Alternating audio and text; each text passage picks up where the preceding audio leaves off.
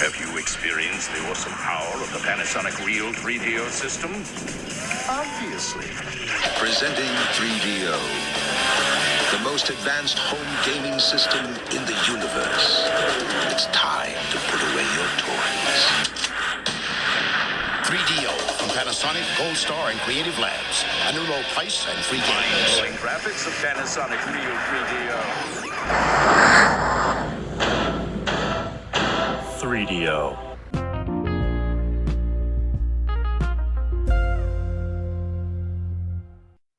Hello, everybody, and welcome back to the 3DO Experience, the 3DO retrospective podcast, where we talk about all things 3DO, the company, the console, and everything in between. I am Bill, and this is Threk. How you doing, Threk? Oh, Bill, it's another week. Doing all right, I suppose. How are you? I'm hanging in there. It's June. It is June, all right. It is June. Happy Pride Month. Oh, yeah, it is Pride Month. To all of our gay friends. I'm not changing our logo because I'm not doing that stuff. I'm not going to be disingenuous like most companies. It's colorful enough. I know. I hate all those. I hate when the companies change the logo and then immediately change it back. It's like, did yeah, any they of them totally do it. Did any of them do it this year? It's usually a Twitter thing, and I don't check Twitter enough to notice. Okay. So, I mean, it's sad that's like it's Pride Month, and like the first thing I see is like Jonathan Joss, who is John Redcorn on King of the Hill, got murdered in a fucking hate crime. Yeah, I saw that. I swear to God, that reboot is cursed.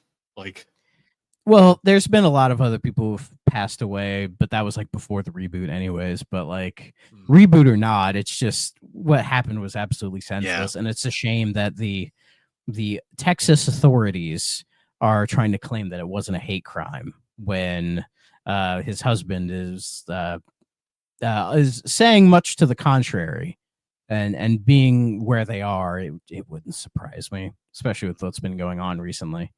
So it's awful, just terrible. yeah, it was. I saw that going around. I was like, God, goddamn. Yeah, very, very shocking and saddening. So, yeah, that's my reaction to the news most days now. I'm just like, I don't even know what to say anymore, so I just turn it off. Yeah, and yeah, move on to something else. Yeah, maybe things will get better, but we're not at that point yet, I don't think. So, Yeah. Who knows? But enough of being too sour and dour. We got to talk video games. So yeah. But before we get to news, Bill, you been playing anything recently? I've been on a licensed game kick recently. Yeah, I get those. I've been playing the Fairly Odd Parents games for PlayStation 2 and Xbox GameCube, and more jank than I remember. That's all I'll say. Yeah, I could believe that. Yeah. Yeah, because we had talked about it on GNC recently, and I was like, I'm gonna actually see if I can still beat these games, and I'm like, yeah, I can still do it, but my God, like it's not as easy. It's no Battle for Bikini Bottom. That's all I'll say. There's been so many times I've gone back to games from that era that I knew, and then I went and played them and go, oh no, what happened here? You know, and it's just, I guess, how games play and how they feel has really improved over the last like 20 some years. So it's like, oh, we thought this felt great, and going back, it's like, it doesn't feel great. You know, it's really weird when it's something like completely odd, like the jump is like the thing about at least the first one. I haven't played the second one because I remember the second one being fixing the controls a bit. It was like the jump is weirdly heavy. Like, yeah, it's just odd. Like I played, I'm like, how did I? And you have a double jump too, and the double jump feels heavy. It's just so weird. It's so crazy how like even like between platformers, like the jump will feel so much different from all of them. You know, it's interesting how people sort of develop jump physics and sort of how they make it work in their worlds. You know what I mean? Well, it's like whenever I go back to like Ape Escape and like I play those games, because Ape Escape is really weird because the jump button is like the R trigger, which is just only Ape Escape does it make sense because Ape Escape is a weird game in itself. But like whenever I played those games, I always forget you have a Castlevania jump. Like once you move forward, you're not stopping. Like basically. Yeah. Well, you know, it's like real life. Yeah, Ape Escape, the epitome of realism. in a 3D platformer though, it's weird. Yeah. So, But yeah, I've been playing those. That's about it right now. say I finally got back to Expedition 33. I just hit Act 3, so I'm basically at the end because Act 3 is basically just you can do a bunch of side stuff, but it's basically like, okay, now go straight shot to the end. So I'll get it done this week. Finally, game's been out for months now, and I'm just finally getting back to it. But other than that, I 100%ed 2 games on Xbox the other day. For some reason, I got into I was just looking at Game Pass and I just downloaded a bunch of shit for no reason. Mhm. And 2 of them I've already gotten all the achievements for: Hypnospace Outlaw and New Super Lucky's Tale. Oh, nice. Yeah, Hypnospace Outlaw is like this weird sort of like alternate reality internet where you're like basically banhammering people. Like the first thing you do is you get an email that's like, oh, this like cartoon character is being used illegally on the internet. We need to ban it. And then you do, and you win the case. But then as the game progresses later on, the people that you banned form like an internet coalition to be like, I stand with Gooper or whatever. He's like a detective fish or whatever. It's pretty funny. The game has a lot of like charm and quirk to it. Even if I wasn't the biggest fan of it as far as its like storytelling and all that, but it was perfectly fine. And it wasn't too bad to get all the achievements. And then New Super Lucky's Tale. I've played and beaten that game before, but I saw it on Game Pass. I'm like, let's just do it.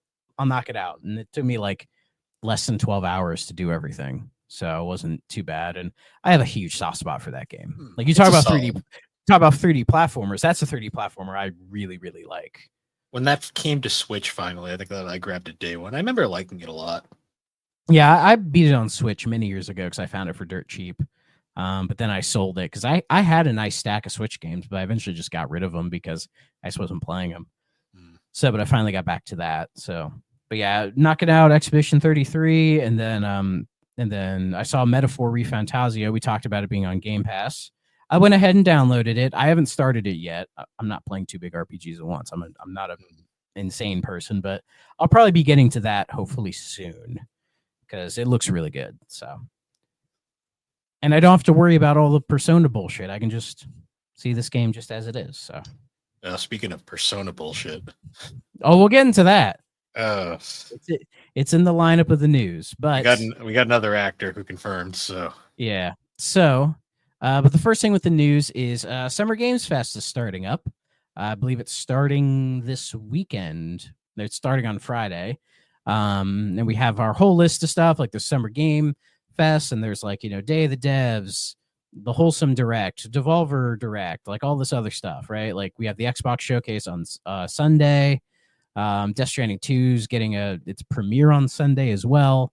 So there's a lot of things going on this week. It's sort of the beginning of that. And one that caught my eye was IO Interactive, the creators of Hitman. They're doing their first ever showcase. And I guess they have enough to talk about. So they've highlighted Hitman, World of Assassination, which I believe is them taking the modern Hitman trilogy and combining it into like one big package, I think. Oh, I think. Well, no, they've already done it because if you go on to like any of the stores and look up the modern Hitman games, you'll find this. And they're like, oh, it has the bests of 1, 2, and 3 or whatever. And it's like $70, but you get 3 whole games in there, I think. So I'll make the plunge on it one of these days. I need to do that because I've only played the first one. The only Hitman I've played is a couple hours of Blood Money. And Blood Money's really good. So the other one they're showcasing is a game called Mind's Eye, which I think is coming out this year. Some like new like action adventure thing. I'm not quite sure what it is. I went ahead and threw it on the wish list because I'm like, it's IO. It looks interesting. Though they're not developing it, they're publishing it. So it's just some like linear third person action adventure type of thing. I guess it has like a kind of open world. They're comparing it to Mafia 1 basically. And there's like some user generated stuff you can do in the game or whatever. They'll probably go into detail. But the big one, the one that caught my eye was the James Bond game. they said they are going to be showcasing the Bond game that they've been working on for the last like 5 years now. It has a title. It's going to be called 007 First Light. And it's apparently going to be about Bond earning his 00 status. So it's like a bit of an origin story for him. And it's completely separated from the movies and all that. It's its own new canon.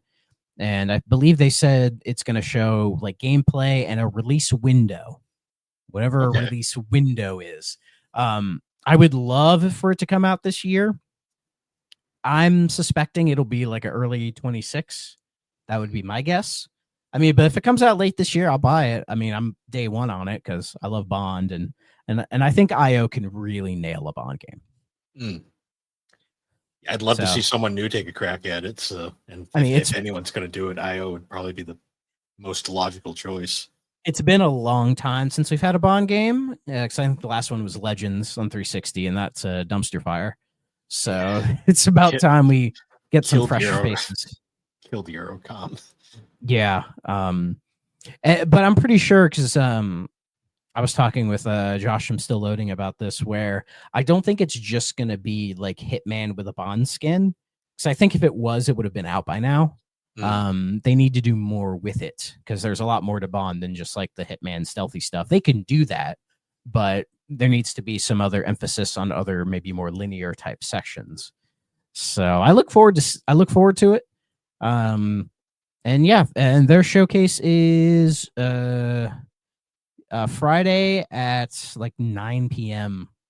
our time. So it's going to be a bit later in the night. So I'll probably check it out later. And then another big one is PlayStation announcing a State of Play that is taking place on the 4th. So probably by the time you're listening to this at like 5 o'clock on the 4th, they're doing a State of Play. It's interesting they chose a State of Play and not a showcase, which says to me they don't have a lot of first party stuff to show. Because really all we have is what, Ghost of Yotei? That's really it. Yeah, Naughty Dog's new project. Yeah, they could show more of that, but I feel like that game is not even close to being done. No, we also don't know what Insomniac. Well, we know Insomniac's doing a Wolverine game, but we don't know anything else. Yeah, I mean, they might show some Wolverine. I think it's been long enough. That was a case of they showed it off way too early. Well, they kind of had their hand forced because it was leaked, but yeah. So there's that. I mean, there is Marathon, but I've been hearing rumors that Marathon's going to get delayed next year, especially with all the controversy that's been around Marathon with the art assets and people not liking the alpha. So it might just be safe for Bungie to be like, let's just delay it 12 months and we'll see if we can fix it. I mean, who knows what'll happen, but other than that, no idea really what they have. I mean, they could. I mean, I feel like they need to show some first party stuff, right? That's not live service. Yeah, I think they need to. I mean, because we don't know what Santa Monica's doing, and we don't know what Guerrilla's doing right now. No, I'd heard rumors of like a God of War side game being in the works. I don't know if it's Santa Monica that was doing it. But I mean, this could be the place to show off some of the.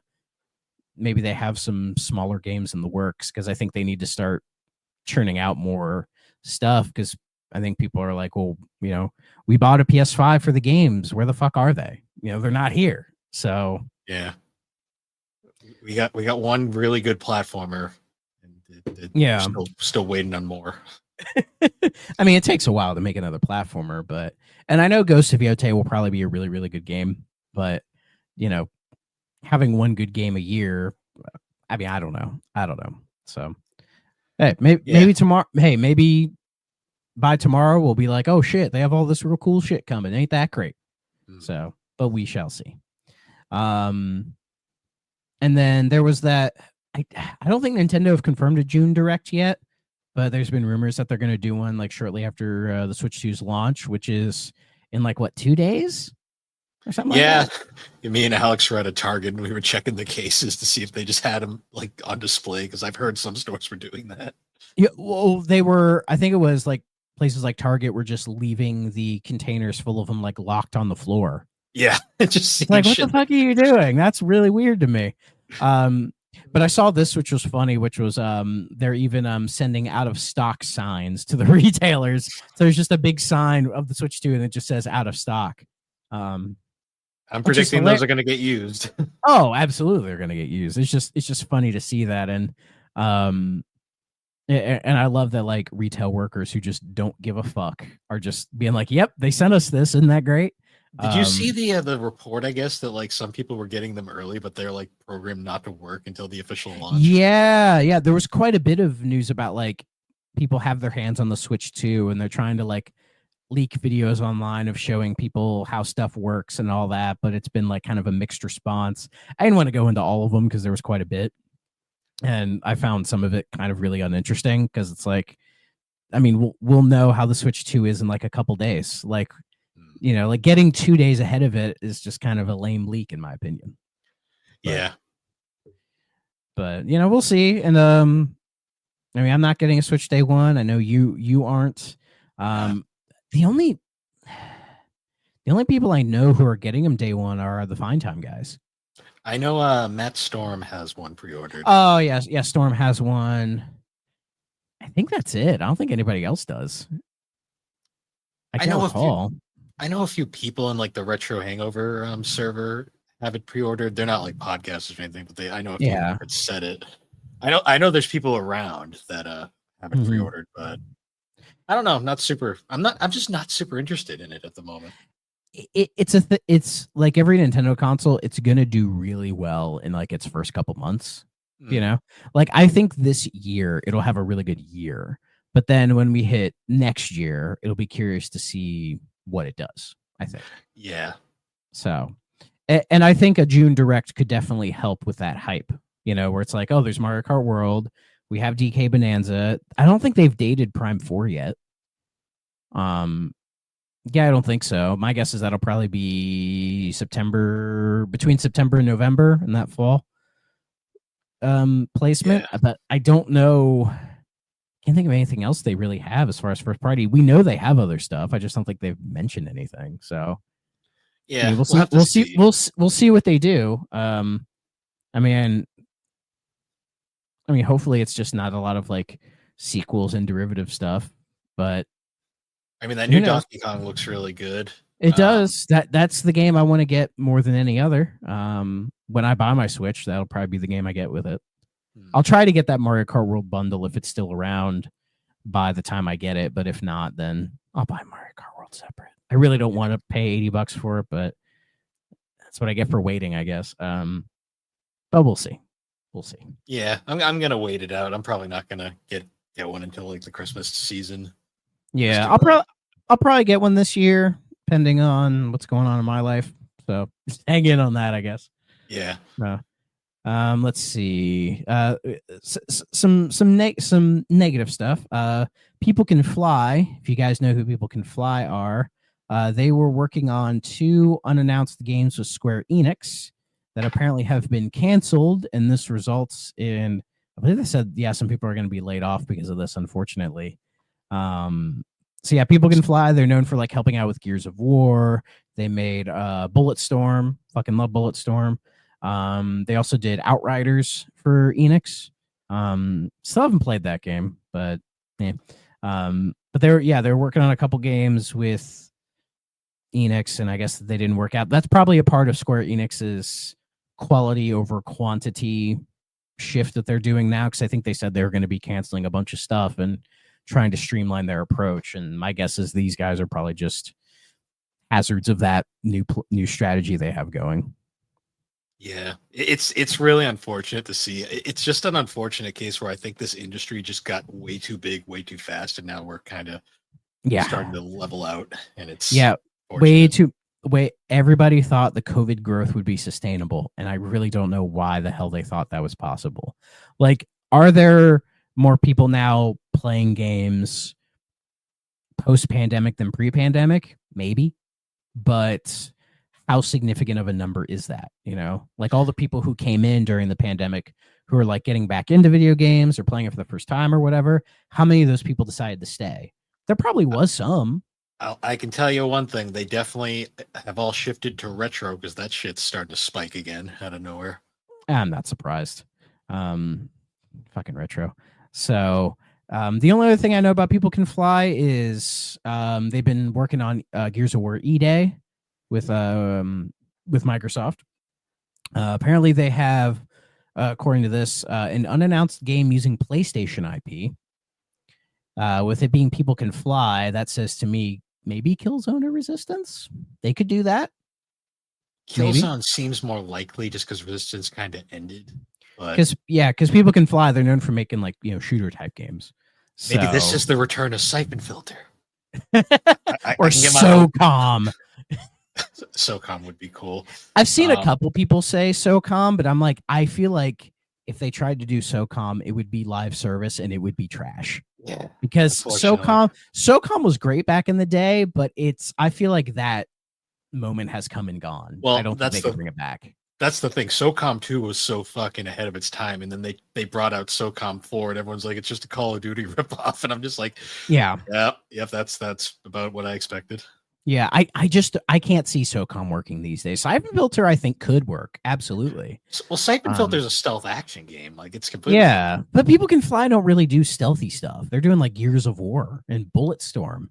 Like Bulletstorm is like the main thing in that game is you kick people in the fucking chest and they fly like 50 feet that way, which is awesome. God, I want to play Bulletstorm again.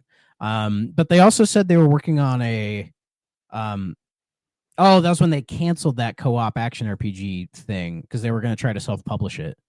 That's right. Yeah. God damn it. But hopefully things go well with Gears E-Day. Who knows? Maybe Microsoft will bring People Can Fly into the fold. Now that the FTC is off their back, I could see them now that they're more like officially free. I could see them making smaller moves. Smaller moves makes more sense. Like pulling in a People Can Fly. Who's going to care? Or like a Crystal Dynamics or an Eidos. Like who's going to care? Right? Those little guys. The people people would just assume that they would just be like, oh yeah, they'd have those. Yeah, like people just assume they'd have them, kind of a thing. But who knows? Let's see some other things. Platonic. Unfortunately, they're doing some layoffs. The guys known for making Ukulele. Still haven't played Ukulele, the original or the sequel. The sequel's been sitting on my wish list forever, and I always see it for like $6. And I've heard it's better, and that's why I've like considered pulling the trigger, but I've never done it. The original game is fine if you just want a 3D platformer, but my God, does it show its age?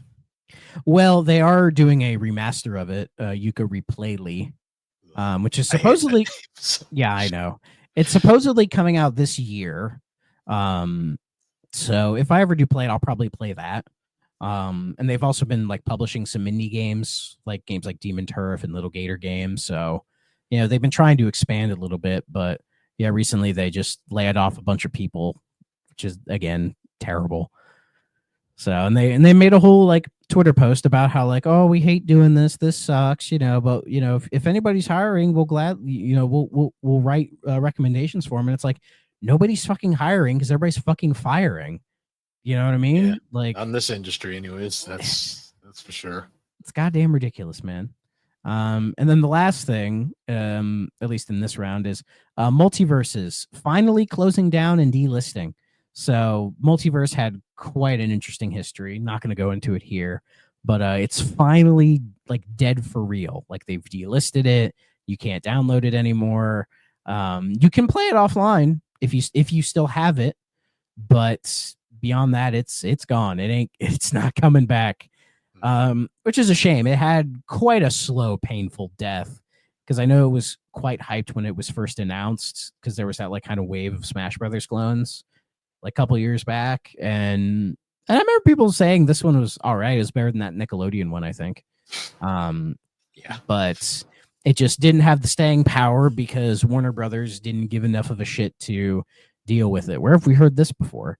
So yeah, seeing this get shut down. I mean, I don't know how much of a community it had, but it's always delisting it kind of sucks because I would have considered downloading it just to mess with it offline. But I mean, how much of that game would I have even played? Probably not that much. Let's be real. So God, Warner Brothers is such a fucking shit show right now. So I don't even think I had it in the news, but Mortal Kombat 1, they've officially like ended all like new DLC for it. They said they're still going to be like supporting the game with like, balance updates and patches and things like that. But as far as like extra content, they're done with it. So now people are thinking, what's NetherRealm doing right now? Everyone's saying, oh, they're probably doing Injustice 3, which would make sense that they'd be doing Injustice 3.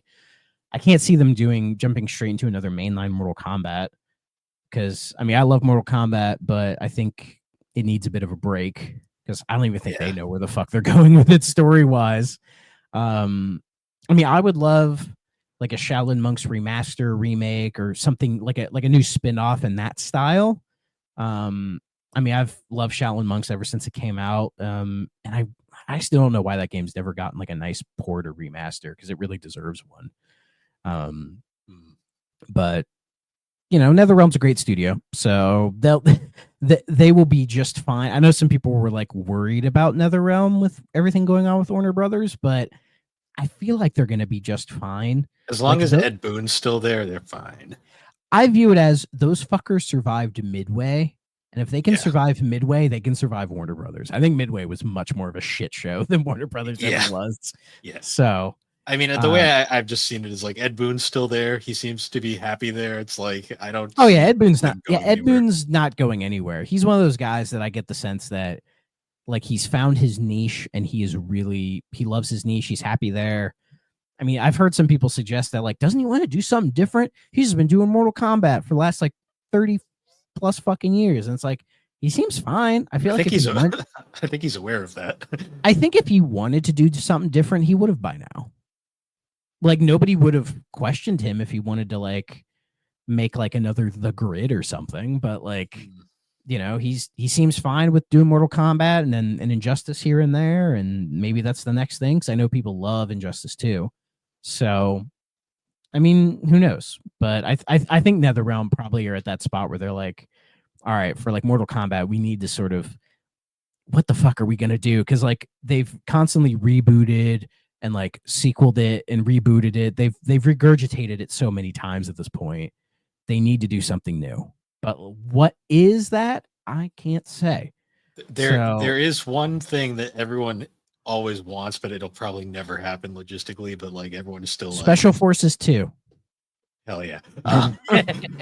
I know. Like this has been like an old thing forever, but like Mortal Kombat versus Street Fighter would still be the coolest thing ever. I would love that to death. I just don't ever see it happening. And I think it's Warner Brothers wouldn't let it happen. I don't think it's a case of like Capcom would be against it. I think Capcom would be down. They love crossovers, don't they? But I get the sense it would be Warner Brothers who would put the bosh on that. And also, if I recall, Mortal Kombat either doesn't get released in Japan or isn't really popular in Japan. It's not, like, it never really has been. Yeah. It was definitely made more for the Western audience, and I'm pretty sure there's quite a few Mortal Kombat games that never got released over there.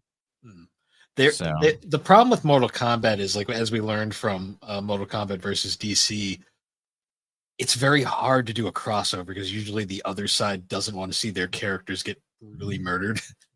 I feel like Capcom wouldn't care.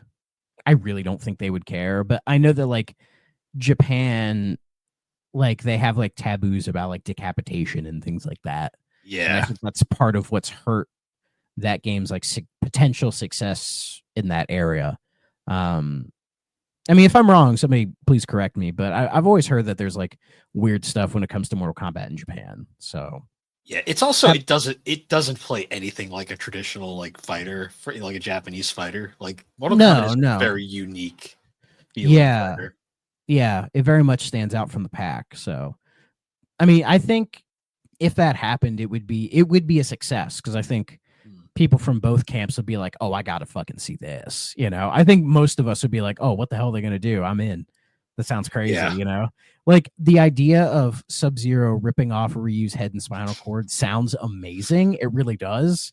And then by that token, like maybe like Ryu gets some like weird finisher on like Sub-Zero, or they give him like a fatality. Like that kind of creativity could be really interesting. Like there's definitely potential there. Yeah. But everybody has to play ball and everybody has to try to make it work. So I don't know. I don't see it ever happening, but my God, it would be cool. I mean, hell, if they just made like a Capcom style fighter and threw the Mortal Kombat characters in there with their special moves, I think a lot of people would be happy. I mean, some people would be pissed, but I think, to see Mortal Kombat characters in like the Street Fighter 6 art style would be really interesting. Well, it's funny to me because like I always remember like one of those like long forgotten like games that never came out, like because we had a Street Fighter Cross Tekken, but we didn't get Tekken Cross Street Fighter. Yeah, which was supposed to be like the Tekken styled game, and I think that would have been a weird time. I think why it didn't happen was Street Fighter Cross Tekken didn't do super well because it was in that era where fighting games were not popular. It was also during Capcom's infamous era. Yeah, like it just everything didn't line up, unfortunately. And it's a shame we didn't get it because I like playing Tekken a little bit more than Street Fighter, so I think I would have preferred that game. But I prefer Tekken, in all honesty. I mean, Soul Calibur all day, but yeah, I mean that's a good one too. I mean, I love Virtual Fighter, and Tekken was very much a offshoot of Virtual Fighter. So. Oh yeah, Virtua Fighter 6. I'm so excited for Virtua Fighter 6. But yeah, things are weird right now. Oh yeah, I saw that this was funny. A Concord developer's commemorative release plate is being auctioned at a Goodwill store. Did you see this? No, I keep forgetting that game ever existed.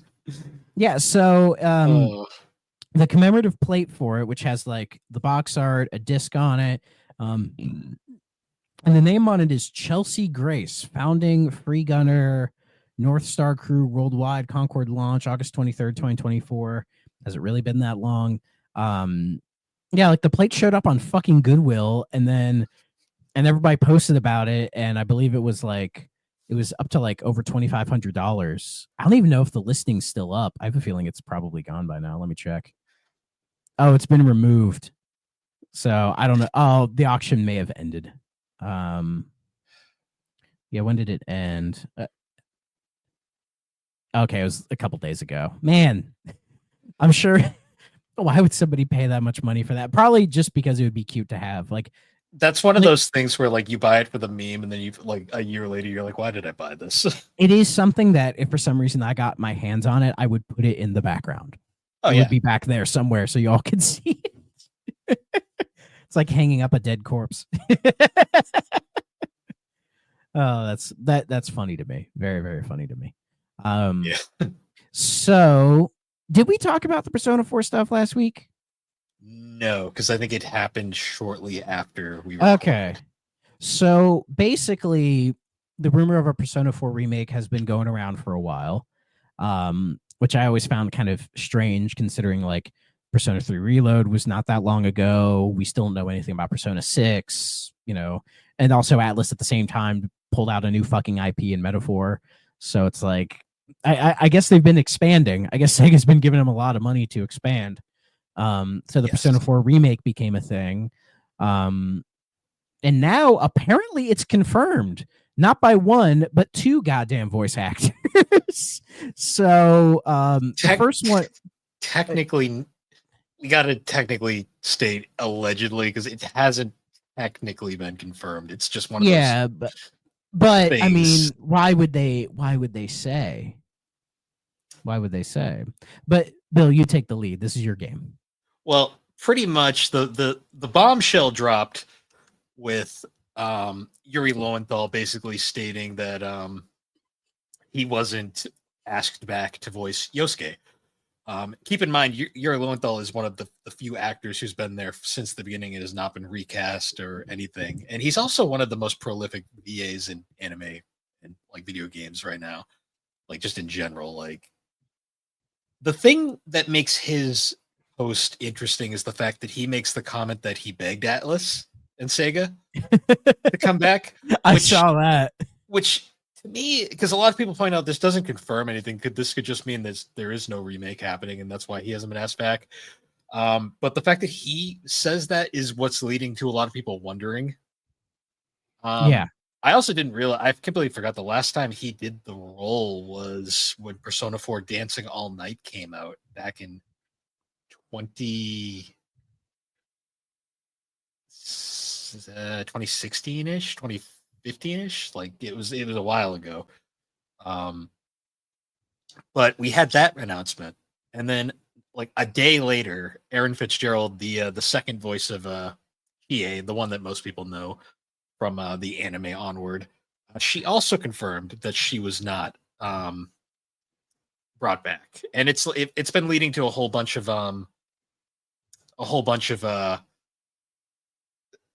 basically a whole bunch of like discourse within the fandom, which a lot of people have pointed out that they recast the entire 3 cast for the 3 remake as well. I was going to bring that up. Yeah. And then this one didn't make as big a splash because Amanda Winley is very blunt in all of her posts, but she basically said, since several people have asked me, no, I wasn't asked to voice Yukiko in the P4 remake, and that she left it there in between a tweet that says "screw everything, I'm going to Disneyland," and then something about Nazis. So very, very, very Amanda Winley. Hell yeah, she's great. She is. She's better in the character. Anyways, I will say I found out about the Amanda Winley thing because Alex sent me a reel of her tweet and then just the Yukiko going, "What?" comment, which was great. I mean, it's funny, yeah, all this is popping up because, yeah, like if they're not part of it, then they're probably comfortable saying that they're, not a part of it, right? Because they weren't asked back. And like, I wouldn't be surprised if the guy Yuri like said to him like, "Hey, I'd really like to play Yosuke again. I fucking love him." And then they're just like, "No, we're not doing that because of whatever," right? The theory going around now has been that because of all the SAG strikes and stuff going on, that's causing issues. But the reason I'm wondering is because if even Amanda Winley hasn't been asked back, and I don't know if she probably is SAG, but like she's been like she only does like really obscure stuff in video games mostly. So that's why I wonder if it's even a SAG thing at this point, or maybe Alice is just being cheap and hiring cheaper talent. I mean, it's possible. Like, was there a reason they didn't rehire all the Persona 3 voice actors? To be honest, it's weird because nobody really made a fuss about that as much. Well, I think it's because Persona 4, not to discount 3, but I think 4 is the more popular game. And like you play that game as I have, and it has like such a recognizable cast. I still haven't played through. I haven't played through yet. Okay, so don't fucking come for me. 4 is also just notable for its voice cast. Like it's been.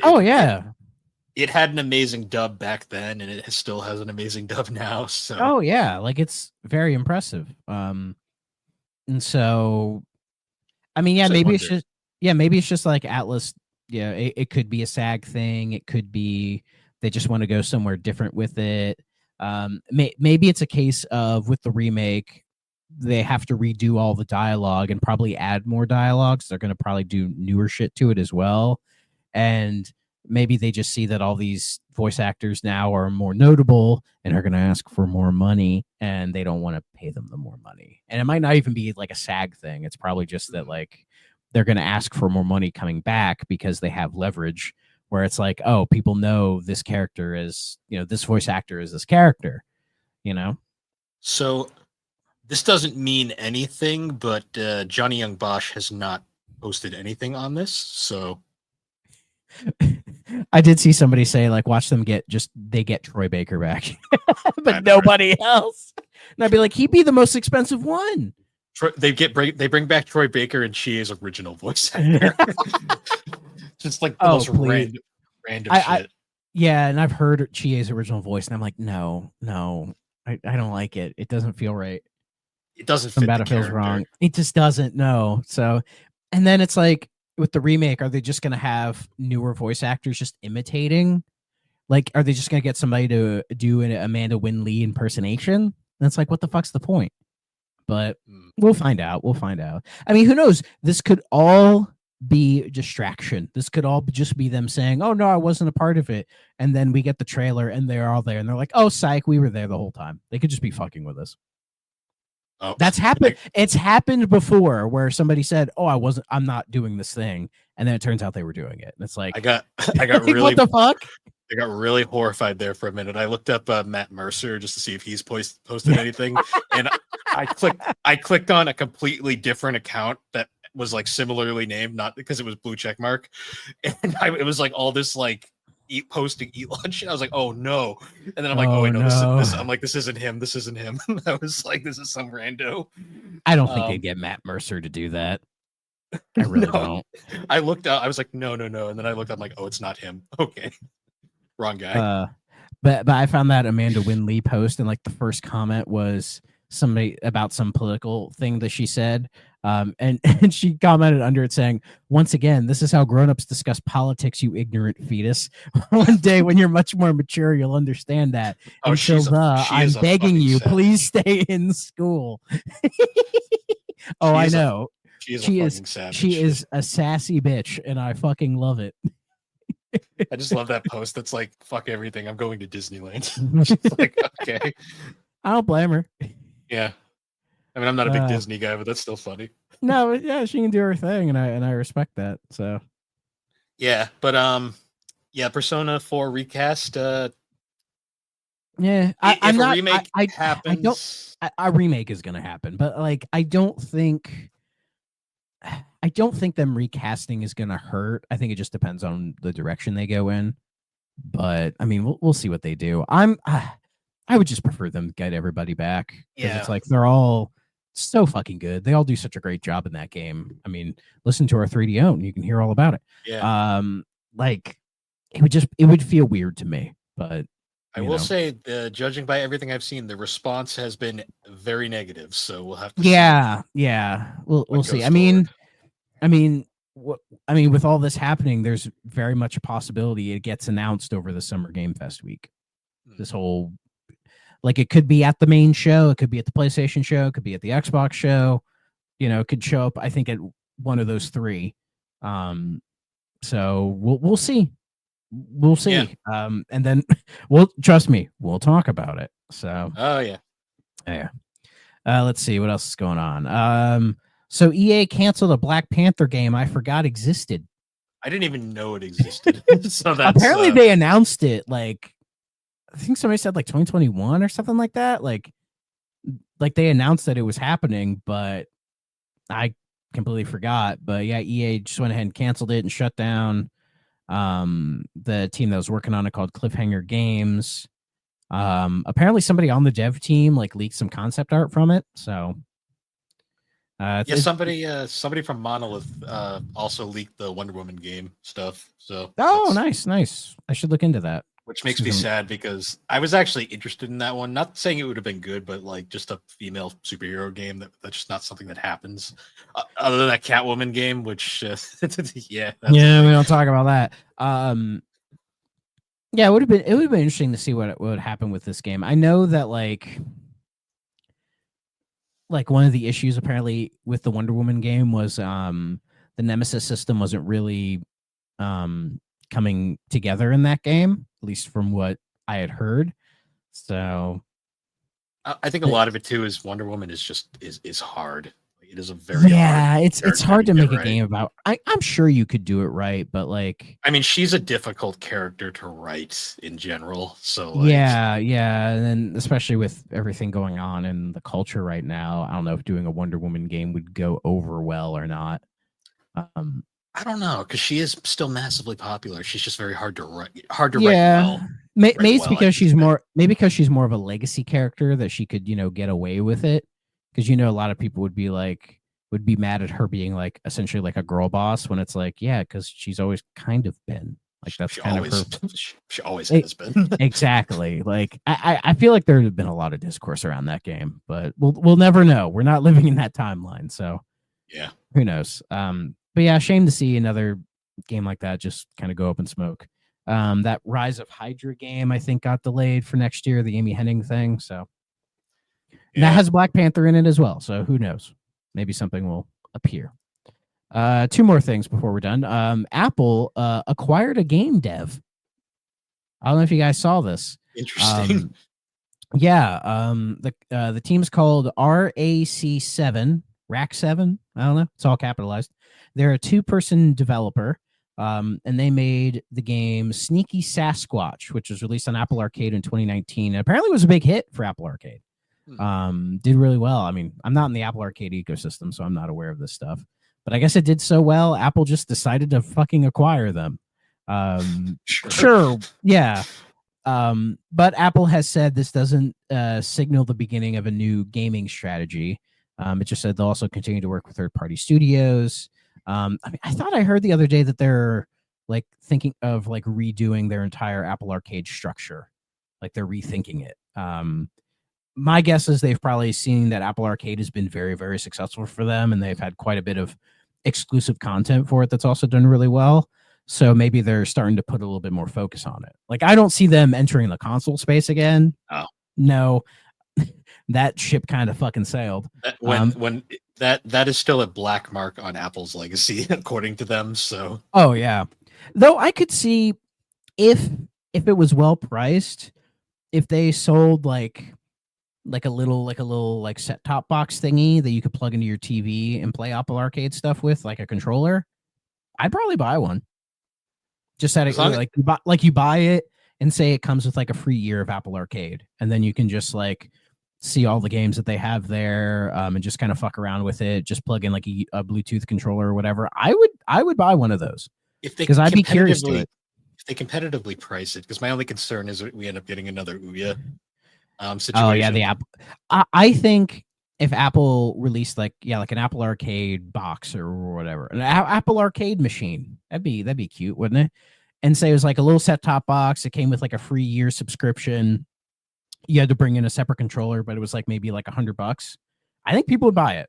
I'm like, and especially for Apple, that's like they're not known for cheap pricing things. So doing something like affordable that way, I think would be a solid move for them. You know, just though I would like to see if they tried to make a game controller, what that would look like. Bring back the Pippin controller, damn it. Yeah, call Bandai. Maybe they're not busy doing anything. They're like, hey guys, remember that? And then Bandai's like, no, we don't remember that. They're definitely not making Tales games, that's for sure. Anyways, watch this weekend we get a Tales I know, right? announcement. Watch we get Tales of the Abyss remastered. Watch it get announced, and then I will hear you and Chris get very happy from here. And Beth. The Tales of the Abyss fandom. I imagine all three of your notifications are going to blow up when that gets announced. They're going to be like, guys, they Probably. did it. And then I'll be like, okay, fine, I'll fucking play it, you weirdos. We'll see what the big deal is. So, one more thing before we get to the game today. Just something I thought was really cute because it's related to Expedition 33 because I've been playing it. It is now at 3.3 million sales, and it got there in 33 days. That's fun. That is really cute, and they're like, yeah, we can't make that up. The fact that happened is amazing. So, yeah, it took them 33 days to sell 3.3 million copies, and that's really cute. So, good on them. Good on them. I might buy a physical of this just to support them. Yeah. So. There was one other quick thing. We have new Nintendo music. That we do, and it's Tears of the Kingdom. Yes, they also released Splatoon, apparently. We never mentioned that. Which Splatoon? The first one. I don't even remember that. I didn't either, because I remember it's the first original Wii U game because all the other ones were just stuff that was in other spots. That is true. That is so weird that Splatoon started on the Wii U. Yeah, it was like one of the last really big hurrahs for that system before they gave up and made the switch. Yeah, one of the few games actually like worth buying a Wii U for, and now you can't even play it online. So at least you can still play it though. That's true.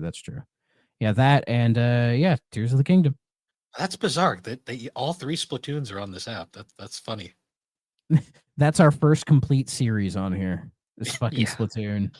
It's fine. I give Splatoon a lot of crap just because it's easy to do, but like credit to the people at Nintendo, like the younger devs who are able to actually like get a new IP through the door and actually get like the company behind it and make it one of their more kind of notable pillars. That's like done really well. A game that is modern in its presentation and modern in its like game design, like being primarily an online focused shooter. like on a Nintendo console and for it to become a mainstay franchise for them, I think is very impressive. So kudos to them for like sticking by it. So yeah, but I'm still surprised they even bothered with Splatoon 3 so early. Because it was Yeah. like Splatoon 2 was such a hit that they could have, waited to save Splatoon 3 for the Switch 2, which I think a lot of people thought they were going to do anyways, and maybe have done like a side game or something based on like those two singing twins or whatever the fuck. I don't know. Maybe that is the next Splatoon thing they have in the books, is like, oh, they're going to do some like side spin-off game. I don't know. But, yeah. but yeah, good on them. I know people who love Splatoon. It's just not for me. Yeah, I played it when it first came out. It doesn't excite me. Yeah, I mean, I'm not a big multiplayer shooter guy as it is. That's fair. Splatoon, to me, the problem with Splatoon is, I swear to God, people still don't know how to fucking play that game sometimes. That's fair. I mean, it's probably a lot of kids playing that game. Yeah. Well, I swear, like, the last time I played, like, the match, like, half the people were actually, like, painting the area like you're supposed to, and the other half were just shooting each other. I'm like, what are you guys doing? I mean, that's your first instinct in a shooter, is just shoot everybody. So. True. It's just it's so funny to watch. You're like, all right, sure. Yeah. But yeah. But shout out to Jelly for making me an Overwatch person. I hope you're fucking happy. We've been playing Overwatch and it's fun. Nice. But yeah, so moving on to our game for this episode. It was very heavy in news because yeah. The Adventures of Captain J. It's the Legend of the Sky, but you're in space. Action-packed arcade gameplay, new original soundtrack, 10 mind-blowing game levels. Join Captain J to help save his family. So it says on the back. I have to mention that he mentions his family there. My family. What's this? Fast and the Furious? I don't have friends, I have family. On the disc it has his like dog tag, and it says handsome and brave, piercing blue eyes. Though they should have aligned it a little bit to where the chain like goes through like the whole, like in the disc, you know what I mean? Yeah. Because there's been a few of those like where they make the disc art like they account for the whole, which is nice. So one fun thing about this game is it comes with a little comic like prelude that explains the story, because there ain't much in this game. I do have one question. Do you think this guy is a real guy or is this an AI guy? I don't know. It is very... I don't know. Because when it's a still image, it's hard to tell. Yeah, it does look AI-ish, but at the same time, it could be a real guy that they threw in an AI filter. That's possible. Because I don't know, just something about like his picture, Mr. Captain Jerkoff here. Like, there's just something that looks kind of funky about it. I don't know what it is. Yeah. Interestingly, this comes with a little comic though, prelude, and he mentions saving his family, and it's his 5 daughters. And holy shit, this guy fucks. like holy shit. I mean, hey, maybe I was right with Captain Jerkoff. It's just he's jerking off somewhere else, somewhere other than his hand. So yeah, he has a wife. She's there. Good for him. Somewhere. The year is 2085. The Legend of the Sky. A hero haunted by loss. World of Games presents The Adventures of Captain J. Why are they saying the sky? You're in fucking space. That's not the sky. God damn it. Though I love that, yeah, you look at his 5 daughters and they all, like, maybe 2 of them actually look like the parents. Yeah, like, how do you get 2, like, dark brown, black-haired daughters, a blonde daughter, and a red-headed daughter when, like, you have brown hair and your wife has brown hair? Like, what's going on here? Do you adopt a couple of those? Or did you get cucked, my man? Captain Jerkoff in the corner. Captain Cuck Chair. Maybe he's a good dude who adopted. You never know. You're trying to be nice about it. You never know. This is called whoever either... So I have 2 theories. Either this comic was generated by AI, or... I get the sense this comic was actually made by somebody. It looks like it was actually drawn. My other theory is that the person who drew this has no fucking idea how genetics work. No, well, at the front where they have the special thanks, they do credit somebody for the comic design, Mr. John Pruitt. Okay. Or Joe Pruitt, I'm sorry. So my guess is, yeah, they had somebody actually draw it. But yeah, it looks very like, I don't want to say Rob Liefeld, but it has that sort of like 90s comic vibe that you're aware of, where they're like, yeah, like the human anatomy is just like not really what they're looking for. As they say when looking at Rob Liefeld work, spines don't work that way. They do not work that way, no. So I do want to say right off the bat, before we get into this game, it is really cool that we're still getting 3DO games, and I have nothing against the developer or World of Games. I just want to preface that. The developer the developer is named Almond Tree Games. I don't think I found anything about them when I looked them up. I could not find anything on them. I got like a bunch I got these like arbor companies, like nature companies. Like going to Twitter, there's an almond. Oh, it's Almond Games, not Almond Tree. Fuck. Because there's like Almond Games, which they do like a bunch of like board games. Shout out to them, I guess. But yeah, like I type in Almond Tree Games, and the only thing I get is just like World of Games talking about like, oh, a new game from this person. Like at least with BioFury, we were able to find out something about Retro Love Letter. Here, it's like I can't find a goddamn thing. I looked on YouTube. Almond Tree Games. Could not find anything. All it says is a new indie development from Almond Tree Games, and it's like I believe that. Yeah. One other thing too, I noticed when I was right off the bat, I do want to say the presentation. One thing I love about World of Games, like presentation wise, like this is really high quality. Like they. The jewel case. The jewel case is nice. The manual's like a nice card stock, not too thick, not too thin. You know, the ink looks good, like no washed out colors or anything. Printed disc, which is really nice. Yeah, nice printed disc. Everything's pressed on there. No CDRs.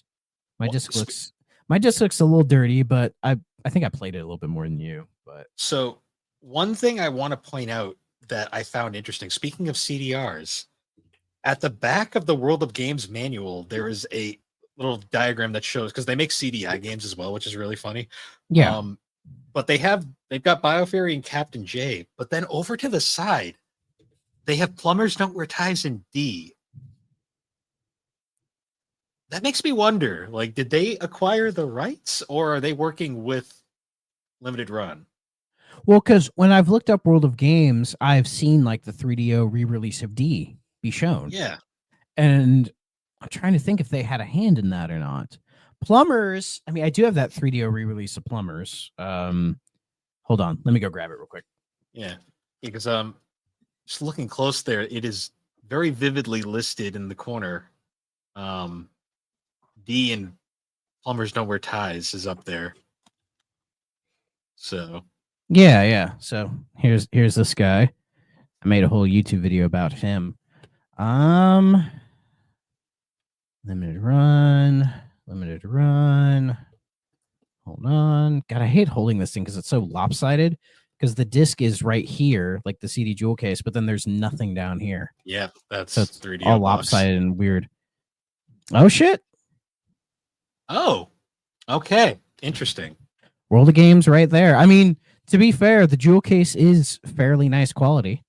Maybe they saw the negative reception for the D one and they came in and helped out. I don't know. I mean, that's weird to me that Limited Run would feel the need to work with another publisher on this when you would assume they'd have the money to do it themselves. I don't know. Another sussy thing about Limited Run, huh? Yeah. That being said, though, a lot of people like to defend Limited Run, and I get that. Like, I think as a concept, they're really good, but a lot of their business practices have always kind of rubbed me the wrong way. Another interesting thing, too, is on the back of this case, it says 3DO and 3DO logos are trademarks of the 3DO company, which is a defunct company. That's interesting. Though doesn't Trip Hawkins own the 3DO name and license? I don't know if he still does or not, to be honest. Because my thing is, they must have. Well, Or did Limited Run buy it? Because for a while they were like selling like 3DO branded merchandise on their store, like officially branded. And I'm like, did they like acquire the rights? I'm not quite sure. And on here, they had the same thing as BioFury, the whole like $1,000 key thing. Yeah, And you go to their. Is this? I've been to their website, and I don't even think they showed anything about the fucking key. I don't know. I did see they also made a Dreamcast game, which is interesting. Oh, that's cool. I mean, yeah, a lot of people still make Dreamcast games. But yeah, before we get into the review of the game, I just want to preface nothing against World of Games. I really appreciate what they're doing, and I kind of like their. Man, you're being real nice, aren't you? Well, because it's not their fault. They didn't make it. They just published it. And we don't know who Almond Tree is, so. I mean, you go to their website, and there's a lot of stuff at the top about Captain J. They're like, oh, listen to the theme song on SoundCloud. Here's like, we made an ad in like Old School Gamer magazine. That's like a retro ad. And I'm like, what the fuck is this? Never even heard of that before. They got John Hancock to review it. I still haven't watched that review, so I'm curious what he says. He got a limited edition long box of it.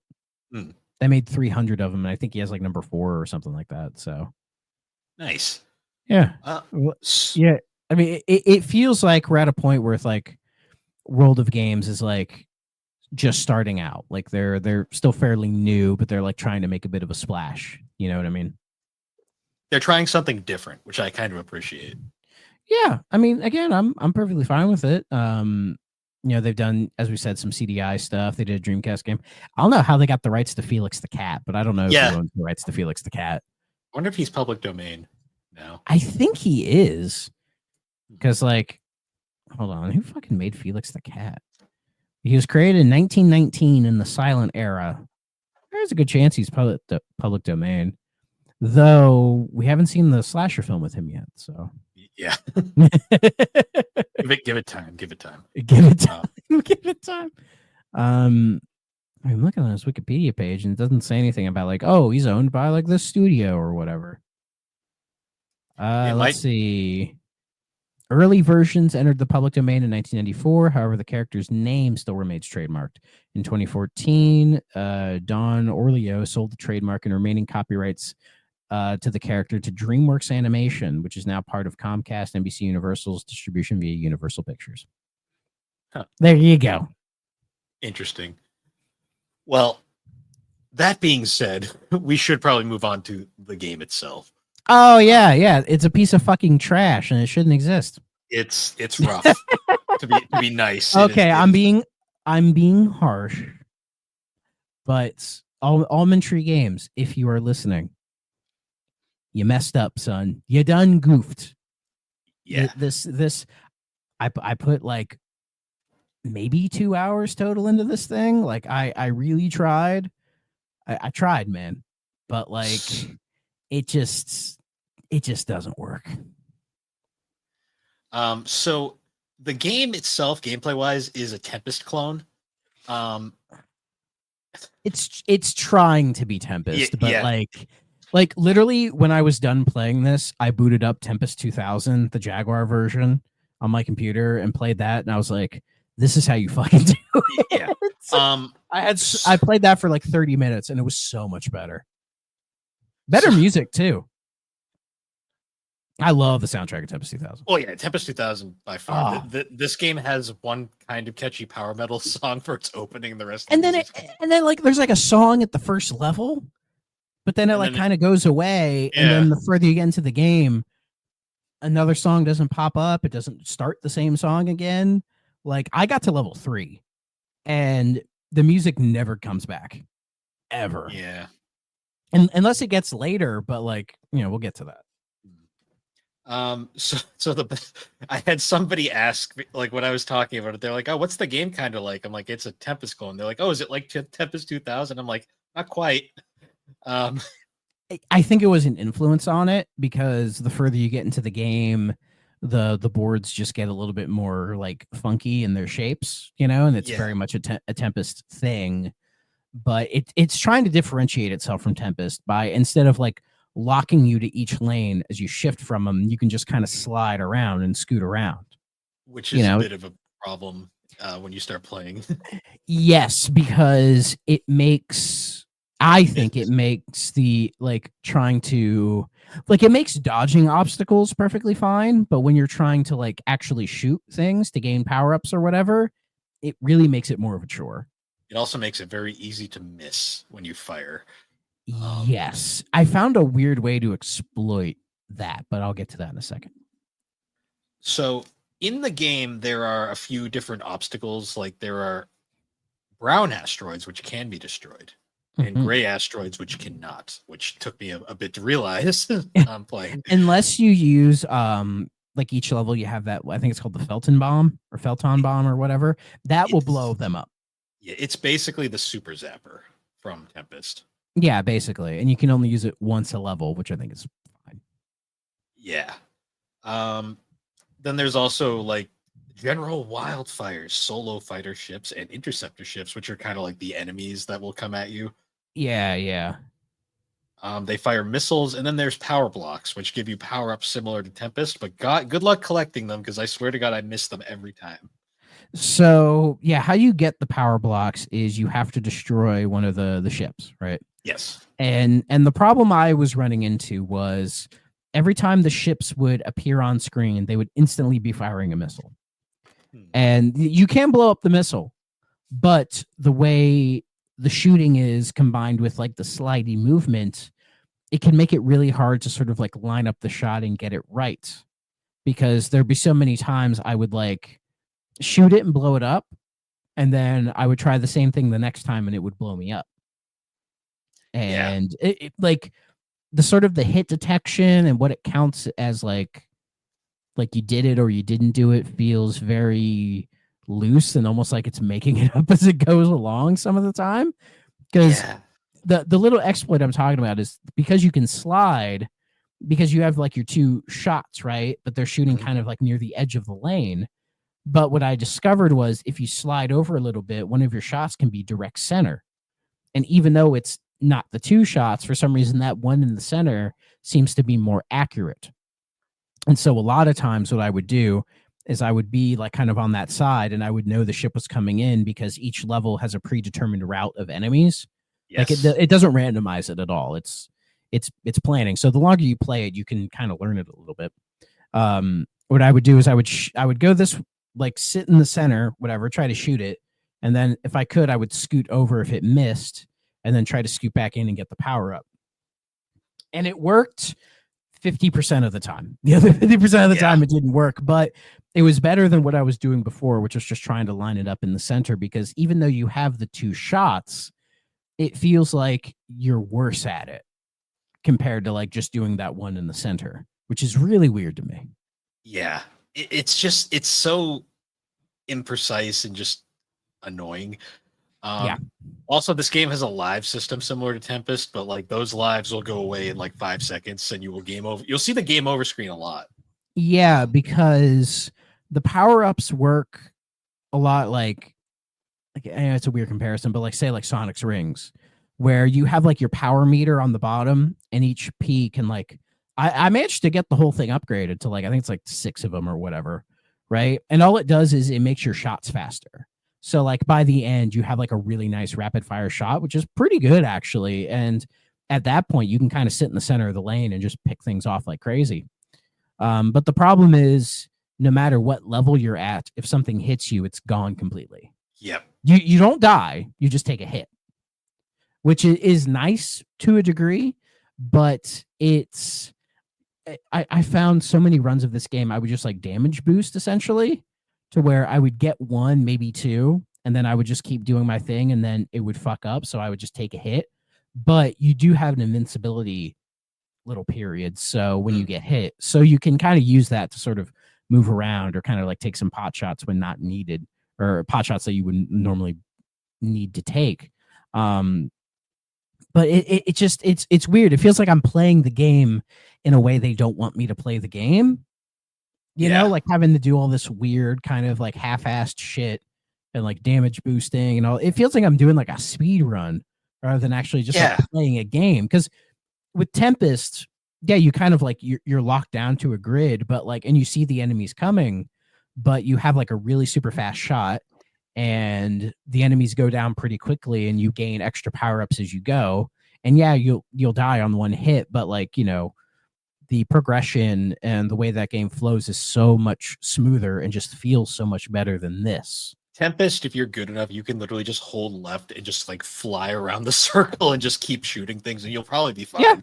Yeah, you can do that. Or you can just like kind of lock on and try to find people, like there's different ways to play Tempest. I've always said in Tempest, you're more likely to get killed by one of the spikes than you are the actual enemies. Yeah, that's true. And I see what they're going for with a Tempest type of a clone, but I just think like your defense, your weapon is just so weak and puny that even when you max it out, it feels like that's just what it should be, or even say like level 4 maybe. Yeah, like to me, the thing that kind of like the way I kind of saw it was it's like they had the general idea of what Tempest was. They just kind of forgot what made Tempest fun. Yeah, like this game is very, very frustrating.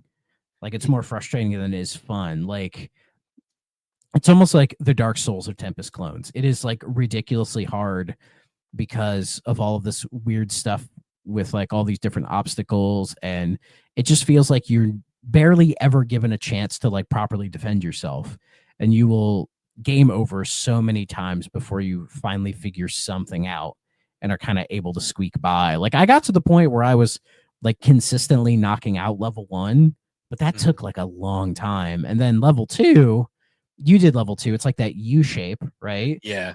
And that U shape is really where like the really bad hit detection comes into play, because you'll have like the 2 center lanes and then the 2 lanes up here. And I would be sitting in one of these like center, like one of the bottom lanes.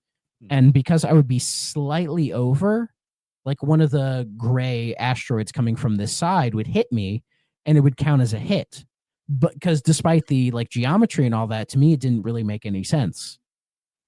So, there was that. And I was able to squeak to level 3. I actually saw level 3. It's a V, a pretty long V. There's like 4 levels on each side, and then they dip in the middle. And I made it probably almost near the end. That's when I first saw like the interceptor ships. That's where you see them for the first time. And I think I took out one of them, but by that point I think I had maybe 1 life left, and I tried my best to get by, and then I just died, and then it was game over.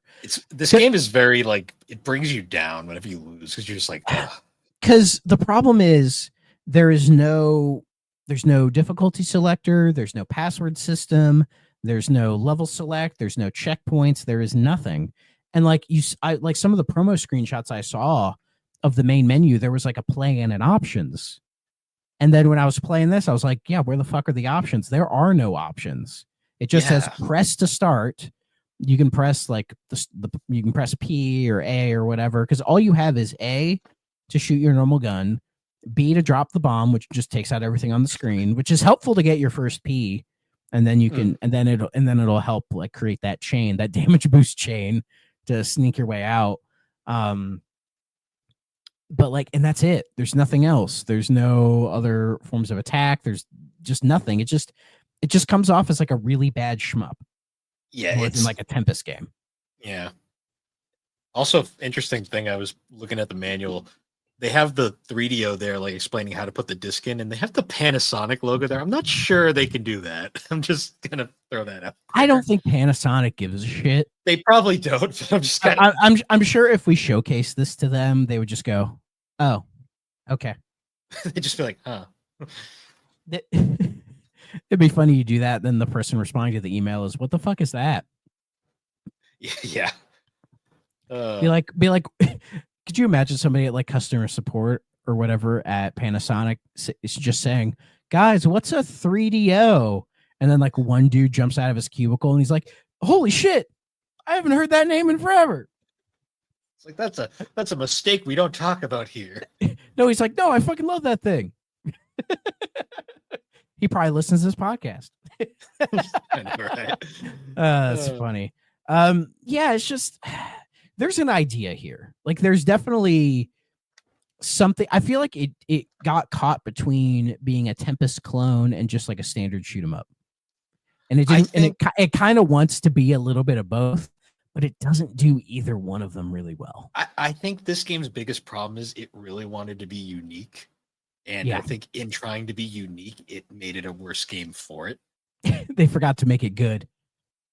Yeah, because the whole I mean, say what you will about Biofury, like it's very derivative and all that, but I mean, I was able to beat Biofury. I saw the thing to the end, and despite it being derivative, it was of something that was already good to begin with, and they just kind of made a bunch of new levels and a different couple weapons and all that stuff, but it still felt like Wolfenstein or Doom, and it was like I love those games, and so playing this fit right in, and I had a great time with it. You know. Like sure, it wasn't the most original thing in the world, but it was fun. And yeah, you don't have to be unique and original. You just have to be good, man. See, like Biofury's- New Super Lucky's Tale. Like New Super Lucky's Tale is a very derivative 3D platformer. It's not doing anything really that standoutish or new, but it was fucking fun as hell to play, and that matters to me more than anything else. Yeah, like to me, like the thing about Biofury, like that made it stand out was, it was a solid game overall. I mean, it's a Wolfenstein clone, like through and through, but it was the fact that the engine was just super polished and it was like super well made, and there was potential for like something more. Yeah, this game, the engine's fine. I mean, it functions, but like it's not it runs. Particularly special by any means. It's honestly just a very basic shmup engine. Yeah, like the graphics are incredibly bland. They almost look kind of the backgrounds look kind of washed out almost. And like the little level layouts they have for you take up like maybe 1/5 of the screen. So there's a lot of screen real estate where nothing is happening. Yeah. They have like the score in the top and the lives and the power. Like they didn't really use all of the screen's real estate. And that really could have helped, especially with like the field of view, because by the time anything really shows up, it's like so close to you, you can barely do anything to it. And that's why you end up dying so much. And if anyone's going to say like, oh, well, this is like meant to be like an arcade game, it's supposed to be difficult. It's like, yeah, but those games still let you like continue. You know, it's not like most arcade games. It's not like, oh, you die 3 times. Oh, that's it, fucker. You know, they make you like pay like a quarter or whatever to continue, but they still let you fucking continue. Right. Like this game doesn't, that's what pissed me off the most, was that as far as I can tell, there's no way to like save your progress or checkpoint or anything. So you replay level 1 so many fucking times. And like, I don't know how you get to level 10 unless you just know everything in the game. You've mastered, you know? Yeah. And let's be honest, who's going to master this game?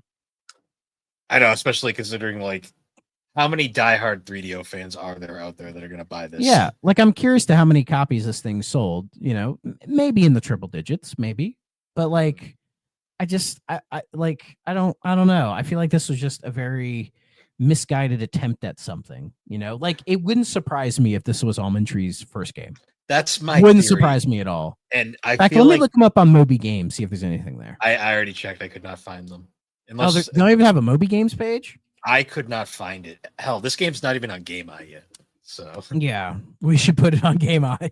Honestly, I was thinking about it because you can add games to Game Eye. Yeah, somebody has to do it, right? Yeah, I think honestly they put most of their effort into like the presentation of like the comic book and like the little background. Like all that stuff's really quirky and cute. Like I low-key kind of love the power metal opening song. Like it's cheesy. The one song they did, yeah. It's cheesy as fuck and really stupid, but I kind of like it fits. For that reason. It fits like the presentation, you know, because it feels like this is this doesn't know if it's being serious or silly. Like it kind of sits in that weird middle ground, almost like say like a Marvel movie, where it kind of does a little bit of both, you know. I really wish it was kind of like a Mind's Eye situation where like it plays just over the first like levels. Because in Tempest 2000, just hearing Mind's Eye play like in the background while you do those like first set of levels is just fucking that fun. Song is so fucking good. Like it's a fucking rave, dude. And it really is. And yeah, they should have just played the power metal tune, through the whole fucking game. I think that would have, if anything, it would have made it a little bit more interesting, because when it gets like dead silent, it's like, this sucks, man. I would love. It would have been really dumb and probably expensive, but I would have loved if they just made like a stupid like power metal concept album. They play along to all the levels. It'd probably be better than what we ended up getting, unfortunately. Arguably, yeah. Yeah, I feel bad you too. can tell this game did not have much of a budget. Like as far as like No. the game is concerned, it feels very. It almost is like an alpha where it's like here's like a rough idea of something, but it just didn't really get enough time in the oven to really develop itself into either being a unique Tempest clone or a unique shmup. You know, like almost what I would want to do is like increase the field of view, like make everything bigger, like stretch it out to where like the power bar and all that is more closer to the bottom of the screen and it's a little bit wider, and then you can get a better indication of where everything's coming from, right? Like I think Yeah. that would help. Have bigger sprites as well, like not everything be fucking ants. Just taking more advantage of the screen real estate I think would be a huge improvement on this game. That too, and I think change the setup so it goes to like the snap per grid thing, just because that just works a lot better. Yeah, I don't mind the sliding as long as if they maybe crank the difficulty down a little bit. Difficulty And down, then- maybe and speed it up a little. and then, like- it's kind of slow. And then maybe like every, I don't know, 2 or 3 stages, just fucking save the game. Just give us a goddamn checkpoint. Cause like, who the hell is going to make it through all 10 levels of this in 3 lives? Like even if you're really, really fucking good, I just don't see that happening unless it like checkpoints you at like the 5th stage halfway through, which is like, come on, guys. You know? So I don't know. I don't know. Yeah. I'd be curious to see if anybody like really deep dives into this and lets us know. So Yeah, because if you do, let us know, because I'd be curious to see like the rest of it. Yeah, because I looked into information like reviews and stuff. There's really none because this is pretty new. Like I think 6 months ago is when it came out. Yeah, the most reviews I've seen is under that John Hancock video. And I haven't watched it yet because I wanted to wait till later. Yeah, I didn't want to have to. I didn't for some reason that video, like I was like, I think I'll wait on this one. Yeah. Didn't John Hancock scam a bunch of people? I don't know. To be honest, I stopped watching him after he retired the first time. Well, I thought I had heard some about like he was trying to like get a game off the ground or whatever and took a bunch of money from people and then just kind of stopped making it. I thought I had heard some about that. I don't know if there's so many of these like old YouTube gaming channels that I just don't remember. The most I remember about the last time I followed John Hancock is when he got the Nintendo PlayStation and he was kind of rebuilding it. Okay. Yeah. Oh, it was something about like a museum. I remember the museum. I remember it not going anywhere. Yeah. I think that was one of the things, but first thing I see is a Smash JT video. I'm like, we're not going here. Fuck that asshole. Nope. That guy's that guy's an actual piece of shit. At least whatever's going on with John Hancock, at least he seems like a nice guy. Yeah. So, but anyways, no shade to the immortal John Hancock. If by some chance he sees this, no shade, dude. I got nothing against you. Just I heard some weird stuff. So just asking. Yeah. But yeah, there's some comments under it. One I really liked was everything looks cool until you start to play. Yeah. Like, and yeah, like the presentation, I'm like, let's see where this goes. It has the presentation of a fucking Flash game, doesn't it? Kind of like if the 3DO did a Flash game, yeah, because it has that 3DO jank look to it, but like not in the charming way, in the more like kind of way. Yeah, it's just, I mean, it's cool. I mean, people are like saying like, oh, preservation or whatever. You're like, yeah, it's cool. It got a physical release, but I don't regret buying it because I find this fascinating, and I love the presentation. Like World of Games did a great job. Like this could definitely be, it'll be great. Like 10 years from now, I imagine like somebody like say my son or future partner or whatever is going to be like, what the fuck is this? And I pull it out and I'm like, oh yeah, that thing. Holy shit. And then it becomes a whole thing. Yep. And then you immediately go, all right, this one maybe not, but like Biofury, like this, you got to see. No, I'm going to be like, oh, I remember this game sucking. Let's play it. And then we do. Yeah. I'm like, yeah, this still sucks. Yeah. That being said though, I don't regret buying this because I want to support World of Games because I want them to make more of this stuff. Yeah, like Almond Tree, if you're listening, I was harsh. I know, but I like just work on it. You know, like don't get discouraged. Okay, I'm not trying to say like stop making games, you piece of shit. No, I'm not trying to say that. I'm just like like the idea. There's something here, but you know, definitely if you like decide to be a shmup or Tempest, like pick one, and then just stick to that. And I think it would be better. And yeah, World of Games. If you're listening, if you responded to my email, you know, send me and Bill early copies of new stuff so we could review it for you. Okay, because that would be nice. Because yeah, I like what you're doing, and whatever weird 3DO games you're gonna physically publish, we will play and review them on the show. So, just saying, we'll put your logo in here somewhere, maybe above my head. I don't know. Yeah. You don't even have to pay, you don't have to pay us. You know, you can just give us these games and we'll talk about it. Yeah. But I'm going to give my opinion. I'm not gonna be nice. That killed it dead. Yeah. I guess going from there. Biofear was great. Shout out to Retro Love Letter. Nice guy. Yeah. I still go back to it every now and then. I'm like, this is still cool. Yeah, I see it. I'm like, that was neat. Yeah. I need to check on his YouTube channel, see what he's doing. That being said, though, must play. Okay, stay away. I'm not even gonna mince it. This one, I'd say pass.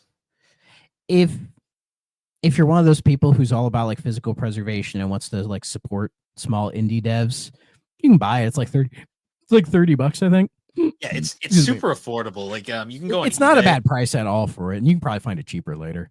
Yeah, you can go on eBay and go directly to World of Games eBay page, and they have all their games up for sale. Like BioFury is still there, plenty of copies. So like, these games are easy to find and pretty affordable. It's like it's just cool. We're getting new 3DO stuff. Yeah, even if not everything's going to be a winner. Yeah, it's just a shame it's not really a super fantastic game. So, you know, hey, Almond Tree, if you improve this or make something better, please let us know. If you make a new 3DO style game, let us know. Maybe and if you redeem yourself, I'll give you props. I'll give you all the flowers. Hey, the next game World of Games puts out for 3DO, I'm gonna pick it up because I want to see what they do. I want to see what people can do with this system. Exactly. Even if this one is kind of a stay away. I mean, I'm down for playing whatever weird homebrew shit ever happens. Like if somebody makes some like weird fucking Metroidvania for the 3DO, like let me know. I'll play the shit out of that. Or I would love. Or somebody makes like a JRPG. JRPG or like a make some platformers. The 3DO yes, we need 3DO platformers. Yeah, make that Felix the Cat whatever bullshit. I know they made a Felix the Cat platformer many years ago. Make a 3DO version of that. Yeah, that Felix the Cat game actually not bad. Not a bad game. But yeah. So unfortunately, a bit of a downer, especially because this one we kind of hyped up beforehand. I mean, I was curious to it, but you know, yeah, it is what it is. Shout out to the guy in the Certain Point of View Discord server who alerted me to this game. Let me look up his name real quick. Just give him a shout out because he I don't even know his name. He had I should say they because I don't know the gender, but still applies. I don't know who they are. Yeah, let's see here. Is it still here? Potentially. Oh, it's probably under gaming deals. Oh yeah, there it is. I don't know how to pronounce that, so I'm not even going to try. But to the person in the Certain Point of View server that shouted this out, spell it in the chat. I'm going to try it. It's like Ice Gregor. Ice Gregor or Liz Gregor. I'm not sure. I don't want to butcher that. But Greg. Shout out to I'm going to call you Greg. shout out to them for specifically pinging me and letting me know this was out so I could purchase it. Yes, thank you. And so we could do a review. And I hope you're not disappointed in this review because and World of Games, if you want us to keep doing these for you, please let us know. Yeah, you can give us an official endorsement. I mean, we'll still do it regardless, but oh yeah, for sure. If you want me to wear a World of Games hat, I'll do it. Just get a banner in the background. A little flag, like a little flag on that door behind. Oh, just hang it from the waifu wall behind me. Well, you But, gotta cover it up with something. That being said, though, once again, guys, thank you for joining us on the 3DO experience. Did we have a game for next week? Yeah, we're doing. I think we're doing Bust a Move with Aaron. Is it Bust a Move? Okay. Yeah. We'll be playing. All right, so we'll be playing Bust a Move. We'll have Boss Man Aaron with us. Yeah, we got to bust a move with the CEO. Yeah. Good times. The Superpod Network after hours, as they say. That's for the Patreon. Oh, yeah, that's for After Dark. Right. But yeah, anyways, guys, once again, thank you for joining us on the 3DO experience. You can find the 3DO experience on all the major podcasting platforms, particularly Apple Podcast and Spotify. And be sure to check us out over on the Superpod Network. That is superpodnetwork.com, an awesome site where you can find all sorts of different podcasts, videos, blogs. I believe Mega Man X is this month. X2 is this month's Super Game Club game. Yes, So, I tried to beat Wheelgator and I failed miserably. But I'm like, I got all these other games. Let me knock a couple of these out before I jump into that. yeah. I still haven't beaten X1, but that's me being weird. Fuck that spider boss in X1. Fuck him. Yeah. Piece of shit. Steve, he's a piece of shit. But thank you for trying to help me. But yeah, so anyways, guys, once again, thank you for joining us, and we will see you all later.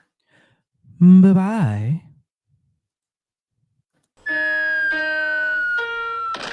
If you're not playing on a 3DO system,